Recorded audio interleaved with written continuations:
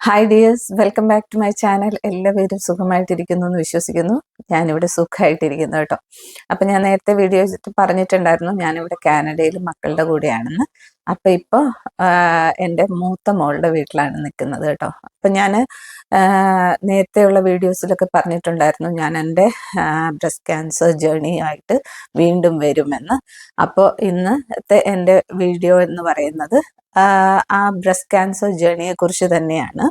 അപ്പോൾ അതിൽ ഞാൻ പഠിച്ചതായിട്ടുള്ള എൻ്റെ ക്യാൻസർ രോഗത്തിൽ നിന്ന് ഞാൻ പഠിച്ചതും അതിനുശേഷം ഞാൻ നേടിയ ശക്തി, ഈ രോഗത്തിൽ നിന്ന് ഞാൻ എന്തോരം ശക്തി ആർജിച്ചു എന്നുള്ളതും ഒക്കെയാണ് ഞാൻ നിങ്ങളുമായിട്ട് പങ്കുവയ്ക്കാൻ ആഗ്രഹിക്കുന്നത്. എന്ന് വെച്ച് കഴിഞ്ഞാലായിട്ട് ഞാൻ ഈ രോഗത്തിൽ നിന്ന് ആർജിച്ച ശക്തി നേരത്തെ ആയിരുന്ന ഞാൻ അറിഞ്ഞിരുന്നുവെങ്കിൽ എന്നിൽ ഉണ്ടാക്കാൻ പറ്റിയിരുന്ന മാറ്റം, അതൊക്കെയാണ് ഞാൻ ഇന്നത്തെ എൻ്റെ ടോപ്പിക്സ്.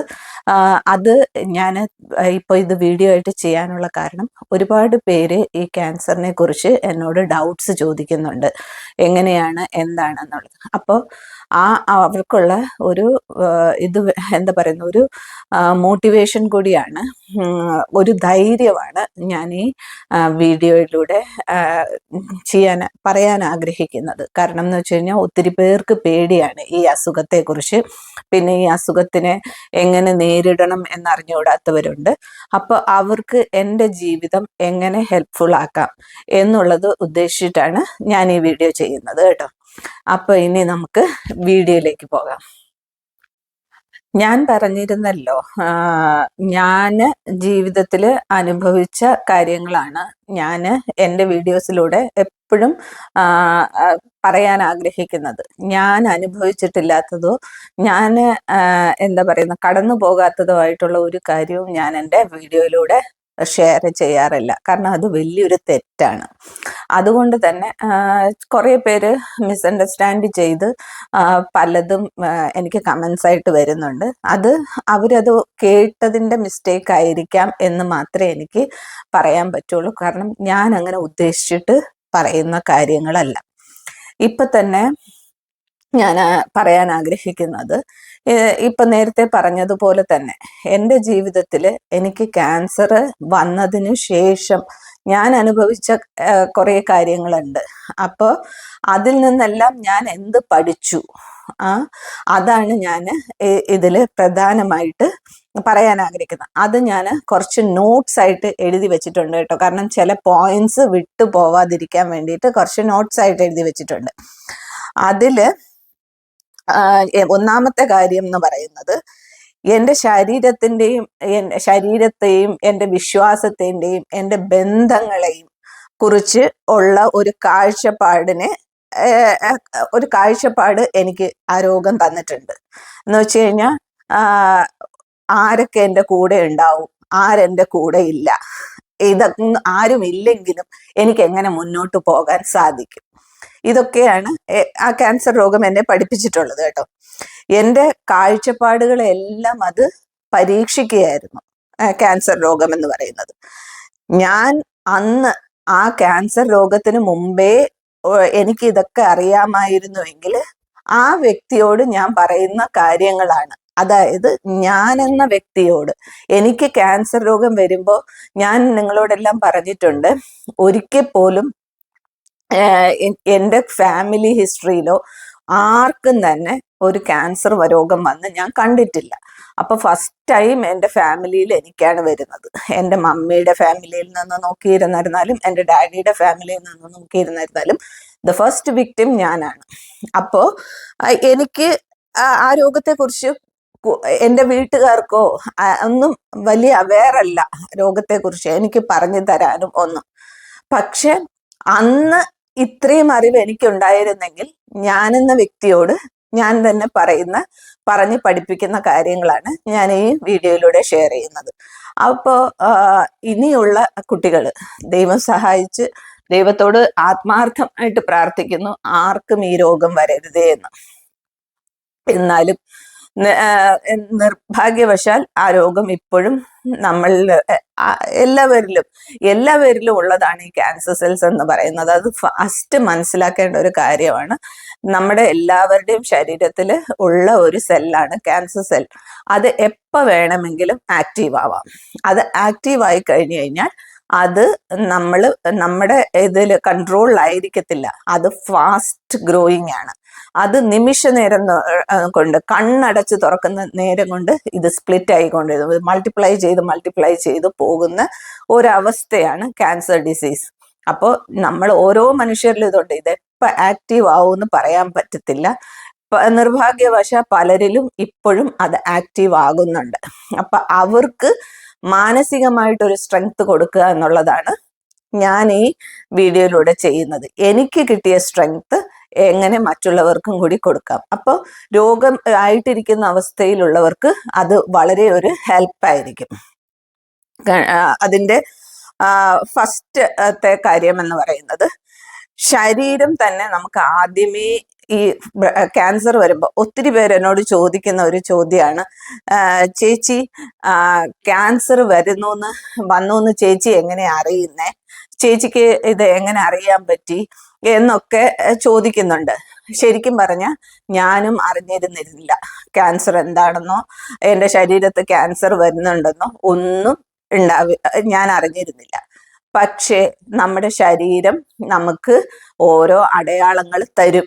ഈ ക്യാൻസർ വരുമ്പോൾ തന്നെ ശരീരം ആദ്യം തന്നെ പതുക്കെ ഓരോ ലക്ഷണങ്ങൾ കാണിച്ചു തുടങ്ങും. ആ ലക്ഷണങ്ങൾ നമ്മൾ അവോയ്ഡ് ചെയ്ത് പോകുമ്പോൾ പിന്നീട് അത് വേദനകളായിട്ട് മാറും. വേദന നല്ലതുപോലെ നമ്മുടെ ബോഡിയിൽ വരുമ്പോഴാണ് ശരിക്കും പറഞ്ഞു കഴിഞ്ഞാൽ നമ്മൾ ഒരു ഡോക്ടറിൻ്റെ അടുത്ത് പോകുന്നത്. പലപ്പോഴും ലക്ഷണങ്ങൾ നമ്മൾ എല്ലാവരും, പൊതുവെ സ്ത്രീകളാണെങ്കിൽ അവരൊന്നും മൈൻഡ് ചെയ്യത്തില്ല. അവർ വിചാരിക്കും, ഓ ഇതൊക്കെ നമുക്ക് സ്ഥിരം വരുന്ന ചെറിയ വേദനകൾ, ചെറിയ പ്രയാസങ്ങൾ എന്ന് വിചാരിച്ച് ഞാനടക്കമുള്ള സ്ത്രീകൾ അതിനെ ഒഴിവാക്കും. എന്നാൽ കറക്റ്റായിട്ട് അത് ഡയഗ്നോസ് ചെയ്ത് പോയി കഴിഞ്ഞാൽ നമ്മൾക്ക് വലിയൊരു മാരകമായ രോഗത്തിൽ നിന്ന് നമ്മൾ രക്ഷപ്പെടും. ഇത് ബോഡി തന്നെ നമുക്ക് തരുന്ന ഒരു സിമ്പിളാണ്. പക്ഷെ അത് പിന്നെ ആ ലക്ഷണം പിന്നെ വേദനയായിട്ട് മാറും കേട്ടോ.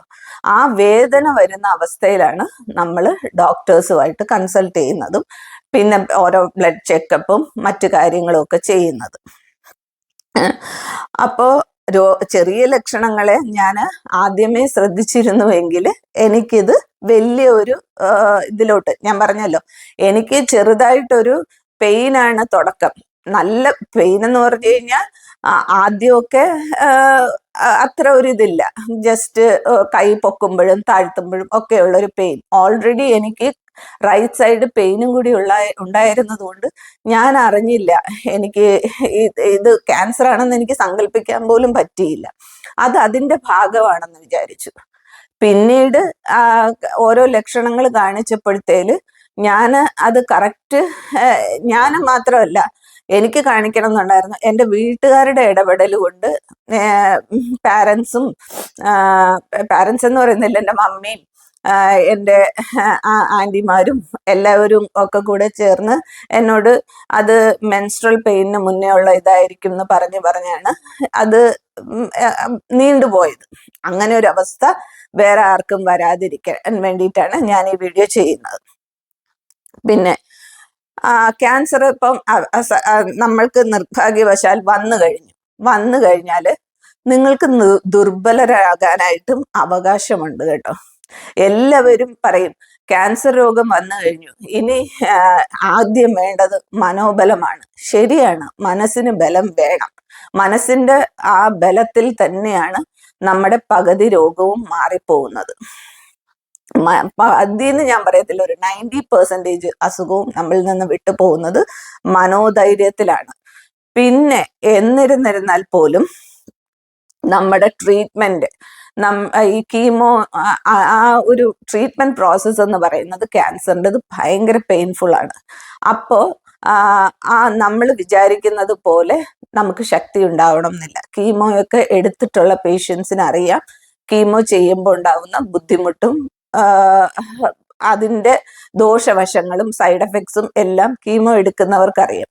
അപ്പൊ അവരുടെ കീമോ എടുക്കുമ്പോൾ തന്നെ അവരുടെ ബോഡിയുടെ ശക്തി വളരെ കുറഞ്ഞു പോകും. അപ്പോൾ ആ സമയത്ത് നിങ്ങൾ നല്ല ഹെൽത്തിയാണ്, നിങ്ങൾ അത് ഇത് ഇതിനെപ്പറ്റി ചിന്തിക്കരുത്, പോസിറ്റീവായിട്ട് തിങ്ക് ചെയ്യണം എന്ന് പറയുന്നത്, അത് ആരെങ്കിലും പറഞ്ഞു കൊടുക്കുന്നുണ്ടെങ്കിൽ അത് ശുദ്ധ വിഡിത്തമാണ്. അങ്ങനെ പറയരുത്. നിങ്ങൾക്ക് ഇതിനൊക്കെ ആകും. അവരുടെ ശരീരം ആ സമയത്ത് എന്താ പറയുന്നത്, ഒട്ടും നമുക്ക് ദുർബലരാണ് നമ്മള്. നമുക്കൊന്നും ചെയ്യാനായിട്ടോ ഇതാക്കാനായിട്ടോ ആ പേഷ്യന്റ് വിചാരിച്ചാൽ പോലും ആ പേഷ്യന്റിന് സാധിക്കില്ല. അപ്പോ ഒരാളുടെ അടുത്ത് സഹായം ചോദിക്കുന്നത്, എനിക്ക് എണീക്കാൻ പറ്റുന്നില്ല, എനിക്കൊരു ഇച്ചിരി കഞ്ഞി കൊണ്ട് തരുമോ, എനിക്ക് ഇച്ചിരി വെള്ളം കൊണ്ട് തരുമോ, എന്നെ ഒന്ന് അങ്ങോട്ടാക്കി തരൂ എന്നൊന്നും ചോദിക്കുന്നത് ദുർബലതയല്ല. അവർക്ക് ദുർബലത കൊണ്ടല്ല, അവർ ശക്തിയില്ലാത്തത് കൊണ്ടല്ല, ബട്ട് അവരുടെ രോഗം അവരെ തളർത്തിയിരിക്കുകയാണ്. ആ തളർത്തിയിരിക്കുന്ന സമയത്ത് സ്വാഭാവികമായിട്ടും ശരീരത്തിന്റെ ശക്തി കുറഞ്ഞിരിക്കും. ആ സമയത്ത് ഇങ്ങനെയുള്ള സഹായങ്ങൾ ചോദിക്കുന്നത് ഒട്ടും അത് അവർ ദുർബലരായത് കൊണ്ടല്ല, അത് കൂടെ നിൽക്കുന്ന ബൈസ്റ്റാൻഡേഴ്സും മനസ്സിലാക്കുക. അത് പലപ്പോഴും നമ്മൾ വിചാരിക്കും നമ്മൾ ദുർബലരാകുക എന്ന് വിചാരിച്ചാൽ നമ്മൾ പരാജയപ്പെട്ടു എന്നാണ്. അല്ല, നമ്മൾ ഒരിക്കലും പരാജയപ്പെടുന്നതല്ല. ഒരു അസുഖം വരുമ്പോൾ അസുഖത്തിൻ്റെതായിട്ടുള്ള കോംപ്ലിക്കേഷൻസ് അത് കാണിക്കും. അത് ഒരിക്കലും ഒരു പരാജയമല്ല. അതിൽ നിന്ന് അവർ എഴുന്നേൽക്കും, ഒരു ഫിനിക്സ് പക്ഷിയെ പോലെ എഴുന്നേൽക്കും. അതാണ് അവരുടെ വിജയം. പിന്നെ വേറെ ഒന്ന് എനിക്ക് പറയാനുള്ളത്, ഇത് എന്താ പറയുന്നത്, നമുക്കൊരു രോഗം വന്നു, ഈ ക്യാൻസർ രോഗം വന്നു. ഈ ക്യാൻസർ രോഗം വരുമ്പോൾ എല്ലാവരും നമ്മളെ മനസ്സിലാക്കണമെന്നില്ല. എല്ലാവരും നമ്മളെ മനസ്സിലാക്കി നമ്മളോട് നന്നായിട്ട് പെരുമാറണം എന്ന് ഇല്ല. അത് നമ്മൾ വിട്ടുകളഞ്ഞേക്കുക. ഞാനിത് പേഷ്യൻസിനോട് പറയുന്ന കാര്യമാണ് കേട്ടോ. അതൊരിക്കലും നമ്മളാരും മനസ്സിലാക്കുന്നില്ല എന്നോർത്ത് നമ്മൾ വിഷമിക്കേണ്ട ആവശ്യമേ ഇല്ല. കാരണം ഈ സമയത്ത് നമ്മുടെ ഈ രോഗാവസ്ഥയിൽ ചിലർ നമ്മളെ അകന്നു പോകും, ചിലര് നമ്മളെ കുറ്റപ്പെടുത്തിയും ഇതായിട്ടും പോകും, ചിലര് നമ്മുടെ കൂടെ തന്നെ നിൽക്കും. ഞാൻ പറഞ്ഞില്ലേ, ചിലത് ഇങ്ങനെ നോട്ട് ചെയ്തിട്ടിട്ടാണ്, ഇല്ലെങ്കിൽ കംപ്ലീറ്റ് ആയിട്ട് എനിക്ക് ഓർമ്മയിൽ വരത്തില്ല, അതുകൊണ്ടാണ്. അപ്പൊ ഞാൻ പറഞ്ഞു വന്നത് ഇങ്ങനെയാണ്, കുറച്ചു പേര് നമ്മൾക്ക് ശരിക്കും പറഞ്ഞ ക്യാൻസർ രോഗം നമുക്ക് കാണിച്ചു തരുവാണ് ആരൊക്കെയാണ് നമ്മുടെ കൂടെ ഉള്ളതെന്ന്. ആ സമയത്ത് നമ്മുടെ കൂടെ ഉള്ളവര് എപ്പോഴും നമ്മുടെ കൂടെ ഉണ്ടായിരിക്കും. കാരണം എന്താ പറയുന്നത്, ആപത്തിൽ സഹായിക്കുന്നവനാണ് യഥാർത്ഥ മിത്രം എന്ന് പറയത്തില്ലേ, അതുപോലെ തന്നെയാണിത്.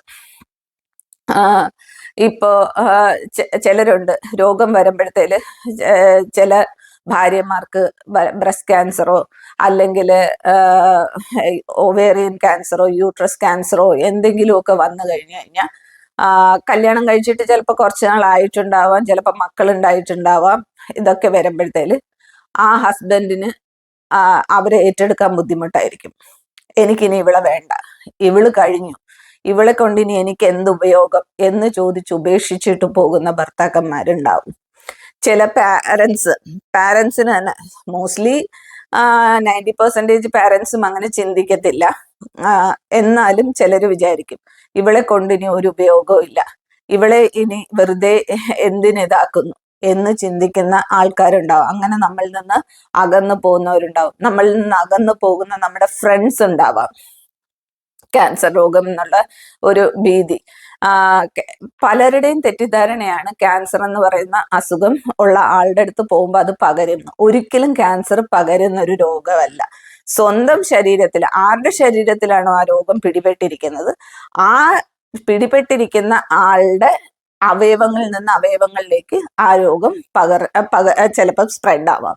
ബട്ട് ഒരിക്കലും അത് ഒരാളിൽ നിന്ന് മറ്റൊരാളിലേക്ക് പകരില്ല, അത് സ്പ്രെഡ് ആവത്തില്ല. അത് നിങ്ങൾ അങ്ങനത്തെ ഒരു തെറ്റിദ്ധാരണ ആർക്കെങ്കിലും ഉണ്ടെങ്കിൽ അത് മാറ്റിക്കളയുക.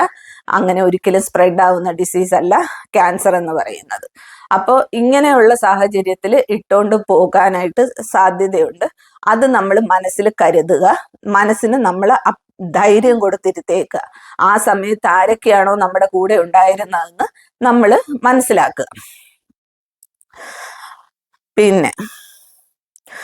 പിന്നെ വേണ്ടതാണ് ശാരീരിക ആരോഗ്യം പോലെ തന്നെ ഏറ്റവും ഇമ്പോർട്ടൻ്റ് ആയിട്ടുള്ള ഒരു കാര്യമാണ് മാനസികാരോഗ്യം എന്ന് പറയുന്നത്. മാനസികാരോഗ്യം ഇല്ലെന്നുണ്ടെങ്കിൽ നമ്മൾ തളർന്നു പോകും. നമ്മൾ ആ തളർച്ച നമ്മുടെ രോഗത്തിൻ്റെ അവസ്ഥയെ മാറ്റാം, അതിൻ്റെ സിവിയറിറ്റി കൂട്ടിക്കൊണ്ടിരിക്കും. അതുകൊണ്ട് നമുക്ക് ശാരീരിക ആരോഗ്യം, ആ സമയത്ത് നമുക്ക് ശാരീരികമായിട്ടുള്ള ആരോഗ്യവും വേണം, അതിനേക്കാൾ കൂടുതലായിട്ട് മാനസികാരോഗ്യം വേണം. എപ്പോഴും മനസ്സിൽ പോസിറ്റീവായിട്ട് ചിന്തിച്ചുകൊണ്ടിരിക്കുക. എനിക്കൊന്നും സംഭവിക്കാൻ പോകുന്നില്ല, ദൈവം അറിയാതെ എന്നിലൊന്നും വരത്തില്ല, ദൈവമാണ് എനിക്കിത് തന്നിരിക്കുന്നതെങ്കിൽ അത് എടുത്തു മാറ്റാനുള്ള കഴിവും ദൈവത്തിനുണ്ട്.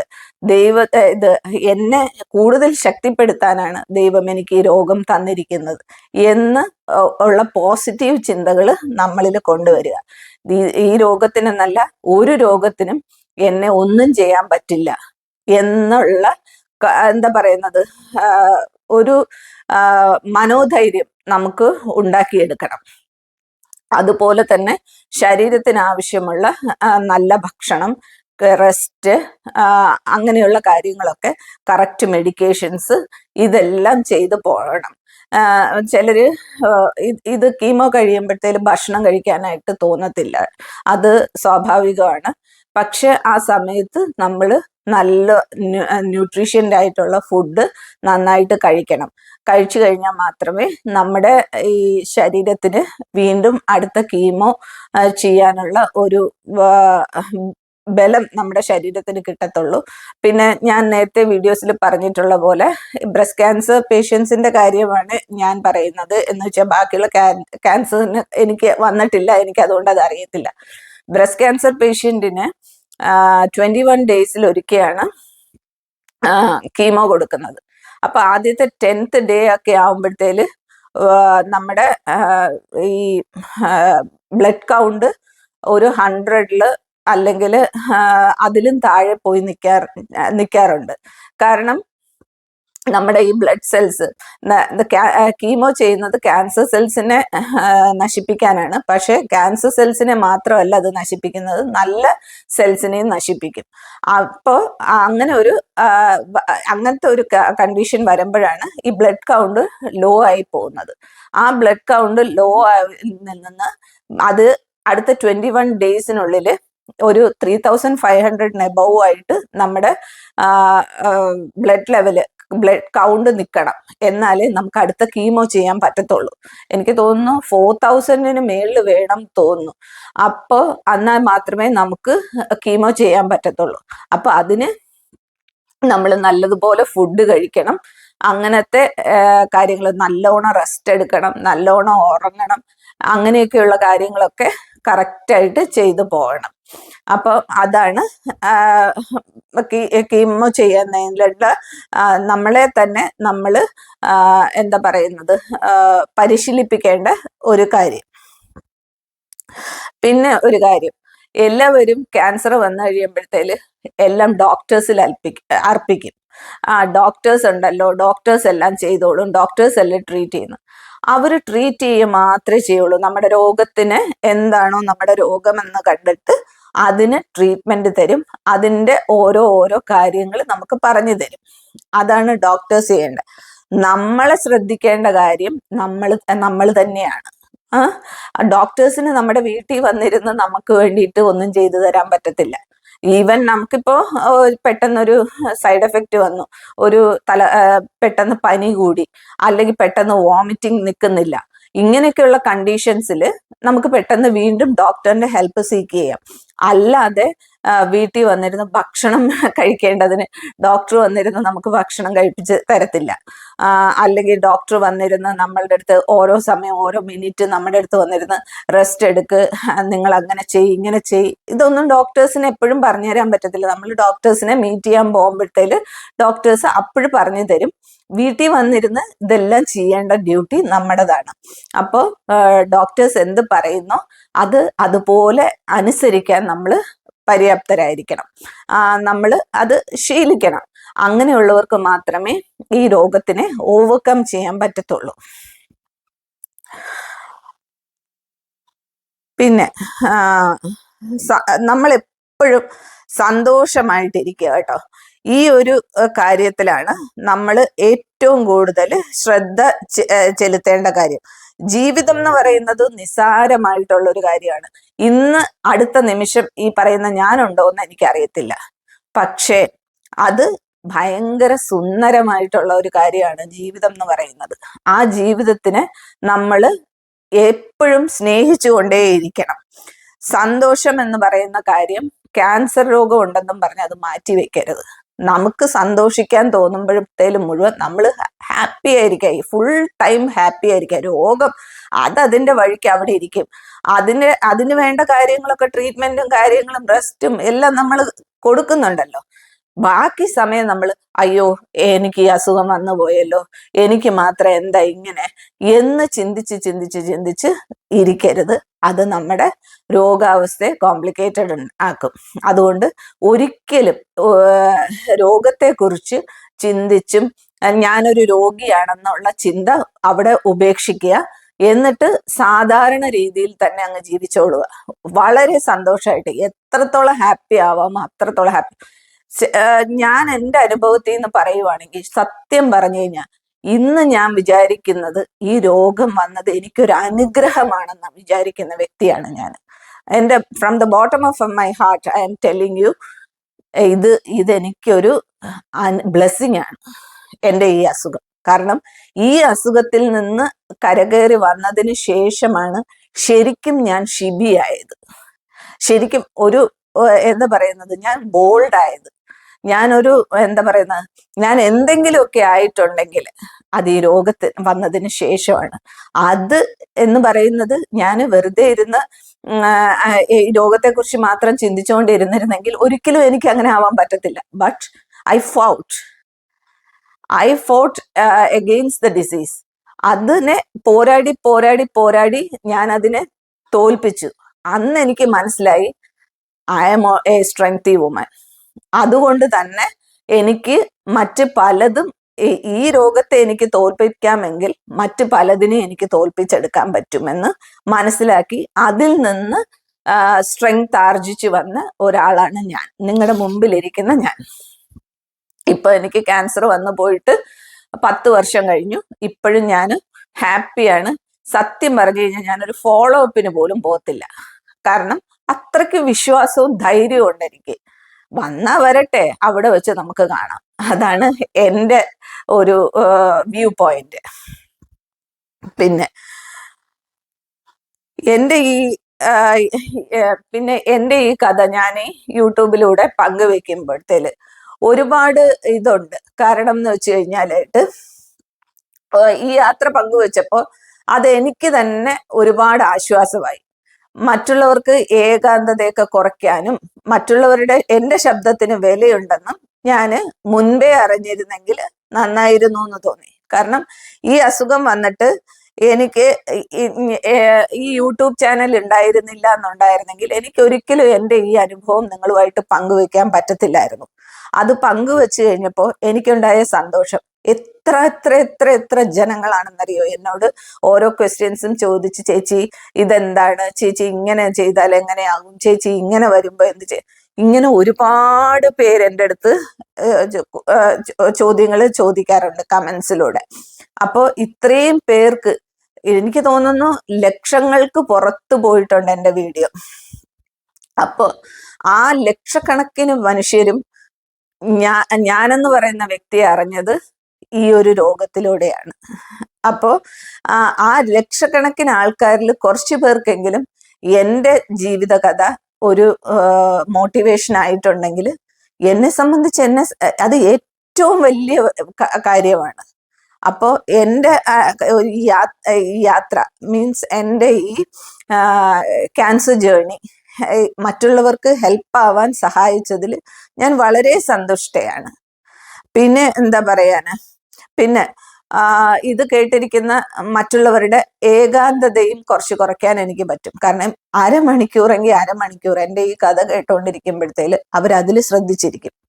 അല്ലെങ്കിൽ എന്നിൽ ഞാൻ പറയുന്ന എന്തെങ്കിലും കാര്യത്തിൽ നിന്നൊരു പോസിറ്റിവിറ്റി അവർക്ക് കിട്ടിക്കഴിഞ്ഞാൽ അവർക്ക് അതൊരു മോട്ടിവേഷനായി അവരത് ചെയ്യുമ്പോൾ ഞാൻ ഈ പറയുന്നതിന് ഒരുപാട് എന്താ പറയുന്നത് മഹത്വമുണ്ടെന്ന് ഞാൻ വിശ്വസിക്കുന്നു. അപ്പോൾ പിന്നീട് എല്ലാത്തിലുപരി എൻ്റെ ശബ്ദത്തിനും, അതായത് ഞാൻ ഈ പറയുന്ന കാര്യങ്ങൾക്കും വിലയുണ്ടെന്ന് എനിക്ക് മനസ്സിലായി തുടങ്ങിയത് ഈ ക്യാൻസർ രോഗം വന്നു പോയതിനു ശേഷം ഈ യൂട്യൂബ് ചാനൽ തുടങ്ങി. ഈ യൂട്യൂബ് ചാനലിൽ ഇത് ഞാൻ നിങ്ങളോട് സംസാരിക്കുമ്പോഴാണ് കേട്ടോ. പിന്നെ വേറെ ഒരു കാര്യം എന്ന് പറയുന്നത്, ക്യാൻസർ രോഗത്തിന് മുമ്പെന്ന് പറയുന്നത് ഞാൻ എപ്പോഴും ഓടിക്കൊണ്ടിരുന്ന ഒരു വ്യക്തിയാണ്. എന്നെ അറിയാവുന്നവർക്ക് ഈ വീഡിയോ യൂട്യൂബ് ചാനല് എൻ്റെ പല ആൾക്കാർക്കും, ബന്ധുക്കൾക്കാകട്ടെ, കുറേ ഫ്രണ്ട്സിനാകട്ടെ, അയൽവക്കക്കാർക്കാകട്ടെ ഒക്കെ ഈ ചാനലുള്ളതാണ്.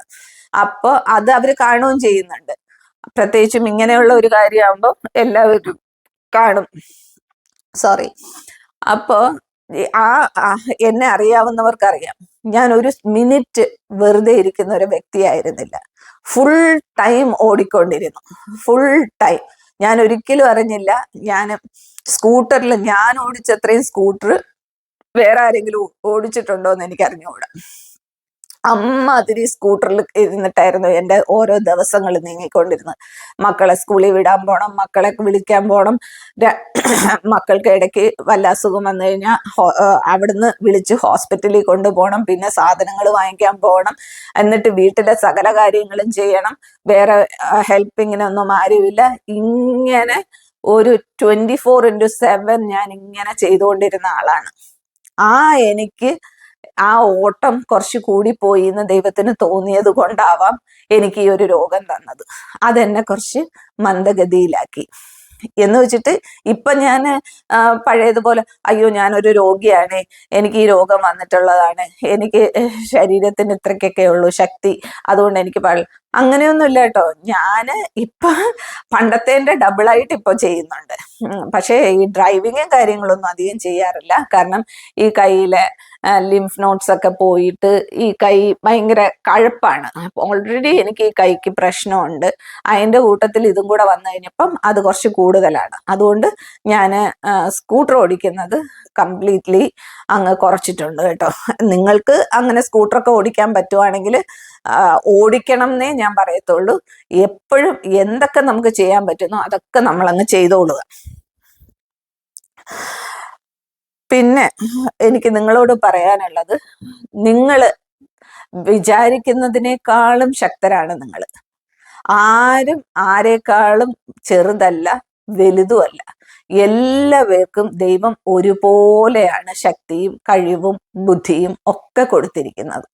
അപ്പോൾ നിങ്ങളുടെ ഉള്ളിലുള്ള ശക്തിയെ നിങ്ങൾ കണ്ടെത്തുക. ആ ശക്തി ഉപയോഗിച്ച് നിങ്ങൾക്ക് ചെയ്യാൻ പറ്റാവുന്ന എല്ലാ നല്ല കാര്യങ്ങളും നിങ്ങൾ ചെയ്തുകൊണ്ടിരിക്കുക. എന്താ പറയുന്നത്, എപ്പോഴും ഞാൻ പറയുന്ന ഒരു കാര്യം, ഞാൻ നേരത്തെ പറഞ്ഞായിരുന്നല്ലോ, എനിക്ക് ഇത്രയും കഴിവുകളുണ്ടെന്നോ, എനിക്ക് ഇങ്ങനത്തെ ഒരു യൂട്യൂബ് ചാനൽ തുടങ്ങണം എന്നുള്ളത് എൻ്റെ ജീവിതത്തിലെ ഏറ്റവും വലിയ ആഗ്രഹമായിരുന്നു.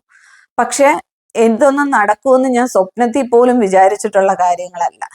ഇന്ന് ഞാനൊരു യൂട്യൂബ് ചാനൽ സ്റ്റാർട്ട് ചെയ്തു. ഇത് മോണിറ്റൈസ്ഡ് ആയിട്ടുള്ള ചാനലാണ്, ഇൻകം വന്നിട്ടുള്ള ചാനലാണ്. അപ്പോൾ ഇത്രയും വരെയൊക്കെ എനിക്ക് കഴിവുകൾ ഉണ്ടാകുന്ന ഞാൻ മനസ്സിലാക്കുന്നത് എനിക്ക് ക്യാൻസർ വന്നതിന് ശേഷമാണ്. അപ്പോൾ എനിക്ക് പറയാനുള്ളത്, ആരും രോഗത്തെ ഇതൊരു ക്യാൻസർ രോഗമാണ്, ഇതൊരു മാരക രോഗമാണ് എന്നൊന്നും കരുതി അതിനെ കൊള്ളത്തില്ല. എന്തൊരു സാധനം നമ്മൾ നല്ലതാണെന്ന് വിചാരിക്കുന്നോ അത് നമുക്ക് നല്ലതായിട്ട് തന്നെ ഭവിക്കും. എന്ത് മോശമാണെന്ന് വിചാരിക്കുന്നോ അത് മോശമായിട്ട് തന്നെ നമുക്ക് സംഭവിക്കും. അപ്പോ മനസ്സിലാക്കേണ്ടത്, ഈ രോഗം എനിക്ക് വന്നിട്ടുണ്ടെങ്കിൽ, അത് ദൈവം എനിക്ക് തന്നിട്ടുണ്ടെങ്കിൽ അതിന്റെ പിന്നിൽ എന്തോ ഒരു പ്ലാനിങ് ഉണ്ട്. ആ പ്ലാനിങ്ങിന് വേണ്ടിയിട്ട് മാത്രമാണ് ദൈവം എന്നെ എടുത്ത് ഈ ഒരു രോഗത്തിലൂടെ എന്നെ ഉപയോഗിക്കാൻ പോവുകയാണ്. ആ ഒരു ചിന്ത ഓരോരുത്തരുടെയും മനസ്സിലുണ്ടാകണം. ഞാന് ഇതിന് വേണ്ടിയിട്ട്, ഞാൻ ശരിക്കും പറഞ്ഞു കഴിഞ്ഞാൽ, ഞാൻ അത് വീഡിയോയിൽ നേരത്തെയും പറഞ്ഞിട്ടുണ്ട്, എന്റെ ഈ അസുഖത്തിന്റെ സമയത്ത് പെയിൻ അതിന്റെ എന്താ പറയുന്നത് ഏറ്റവും പീക്കിലെത്തിയിരുന്ന സമയത്ത് ഞാന് എൻ്റെ ഒരു ആന്റിയുടെ ഫ്രണ്ട് എന്നെ കാണാൻ വന്നിരുന്നു.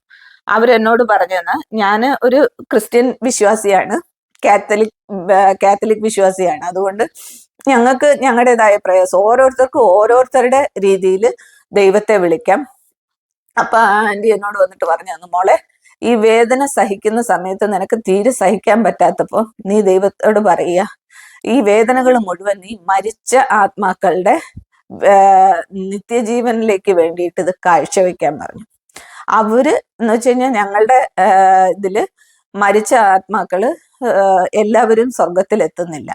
കുറെ പേര് ശുദ്ധീകരണ സ്ഥലത്തിലേക്ക് പോകും. അവിടെ നിന്ന് അവരുടെ പാപങ്ങൾക്ക് മോചനം കിട്ടിയതിന് ശേഷം മാത്രമേ അവർക്ക് സ്വർഗത്തിലേക്ക് പ്രവേശിക്കാൻ പറ്റുള്ളൂ എന്നാണ് നമ്മളുടെ സഭ നമ്മളെ പഠിപ്പിച്ചിരിക്കുന്നത്, നമ്മൾ വിശ്വസിക്കുന്നത്.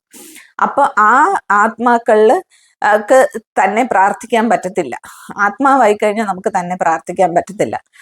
ജീവനുള്ള ശരീരത്തിന് മാത്രമേ പ്രാർത്ഥിക്കാൻ സാധിക്കത്തുള്ളൂ.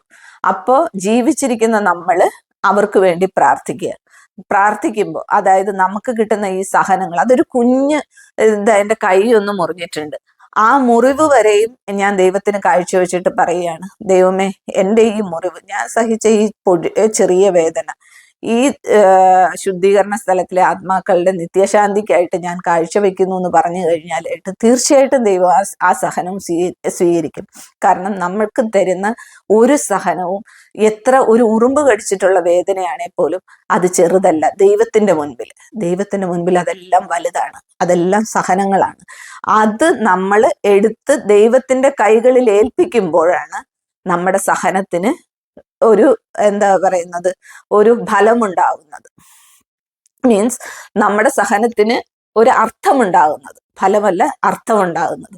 അപ്പോൾ എന്തായിരുന്നിരുന്നാലും നമ്മൾ സഹിക്കും. എന്തൊക്കെ ഇപ്പൊ ക്യാൻസർ ഇല്ലാത്തവരായിരുന്നിരുന്നാലും വേദനകൾ വരുമ്പോൾ ആ വേദനകൾ ദൈവത്തിന് സമർപ്പിച്ചു കൊടുക്കുക. അല്ലെങ്കിൽ നമ്മുടെ കൺമുൻപിൽ കാണുന്ന എന്തെങ്കിലുമൊക്കെ ഇപ്പൊ ഒരു സപ്പോസ് ഇപ്പോ ഒരു ആള് വയ്യാത്തൊരവസ്ഥയിൽ കിടക്കുകയാണ്, അപ്പൊ ആ ആൾക്ക് വേണ്ടിയിട്ട് ഞാൻ ഈ വേദന സമർപ്പിക്കുന്നു കർത്താവേ എന്ന് പറയുക.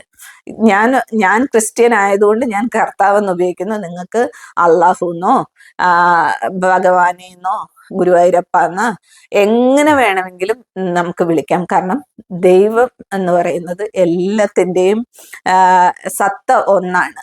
പല രീതിയിൽ മനുഷ്യൻ ആരാധിക്കുന്നു എന്നേ ഉള്ളൂ, ദൈവം ഒന്നേ ഉള്ളൂ. അപ്പോൾ ഇതൊക്കെയാണ് എനിക്ക് എൻ്റെ ഈ ജീവിതത്തിലൂടെ, എൻ്റെ ഈ ക്യാൻസർ രോഗത്തിലൂടെ ഞാൻ പഠിച്ച കാര്യങ്ങൾ കേട്ടോ.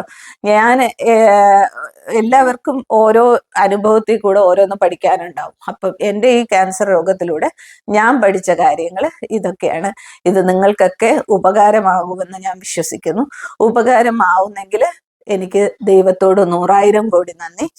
അപ്പോൾ നിങ്ങൾക്ക് വീഡിയോ ഇഷ്ടമായി എന്ന് വിശ്വസിക്കുന്നു. ഇഷ്ടമായാൽ ലൈക്ക് ചെയ്യാനും ഷെയർ ചെയ്യാനും സബ്സ്ക്രൈബ് ചെയ്യാനും ഒന്നും മറക്കരുത് കേട്ടോ.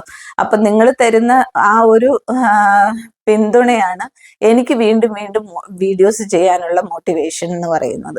അപ്പോൾ ഈ വീഡിയോവും എല്ലാവരിലോട്ടും എത്തിക്കുക. നിങ്ങൾ കണ്ടുകൊണ്ടിരിക്കുമ്പോൾ തന്നെ വീഡിയോ ഒന്ന് ലൈക്ക് ചെയ്തേക്കുക. അത് മാക്സിമം എല്ലാവരിലോട്ടും എത്താൻ വേണ്ടിയിട്ട് നിങ്ങളുടെ സഹായം ഉണ്ടാവുമെന്ന് വിശ്വസിക്കുന്നു. അപ്പോൾ ഇനി അടുത്ത് നമ്മൾ കാണുന്നത് വരയ്ക്കും by bye, take care, love you all. ഞാൻ വീഡിയോസായിട്ട് അടുത്തടുത്ത് തന്നെ വരാൻ നോക്കാം കേട്ടോ. ഞാൻ ഇച്ചിരി ബിസി ആയതുകൊണ്ടാണ് എൻ്റെ വീഡിയോസ് കുറച്ച് ലാഗ് വരുന്നത്. I'm so sorry. അപ്പോൾ ഇനി അടുത്ത വീഡിയോ ആയിട്ട് ഞാൻ ഉടനെ വരുന്നതായിരിക്കും. അതുവരയ്ക്കും bye bye, take care, love you all.